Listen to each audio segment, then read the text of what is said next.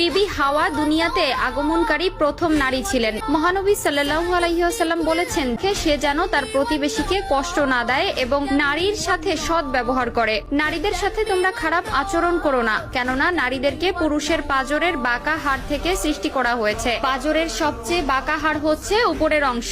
একে সোজা করার চেষ্টা করলে ভেঙে যাবে এবং যেমন আছে তেমন রেখে দিলে তা বাঁকাই থেকে যাবে। অতএব নারীদেরকে ভালো ওসিয়তের মাধ্যমে সংশোধন করো। নারীদের সাথে শিশুদের মতো ভদ্র আচরণ করা উচিত। আল্লাহ তাআলা পবিত্র কোরআনে ইরশাদ করেন, পুরুষরা নারীদের উপর কৃতিত্বশীল, অর্থাৎ পুরুষ নারীর অভিভাবক। পুরুষরা নারীর প্রতি দায়িত্বশীল হবে, এটা স্বয়ং আল্লাহ তাআলার বিধান। পুরুষরা হবে ঘরের কর্তা আর নারীরা হবে তার অধীনস্থ। মহান আল্লাহ তাআলা নারীদেরকে পুরুষের জন্য সৃষ্টি করেছেন, তাই পুরুষদের প্রতি নারীর আনুগত্য বাধ্যতামূলক। এই থেকে একটি বিষয় পরিষ্কার যে স্বামী স্ত্রীর অধিকার এক নয়, বরং নারীর চেয়ে পুরুষের অধিকার সবচেয়ে বেশি। এটা মোটেও নারীর প্রতি অবিচার বা অন্যায় নয়।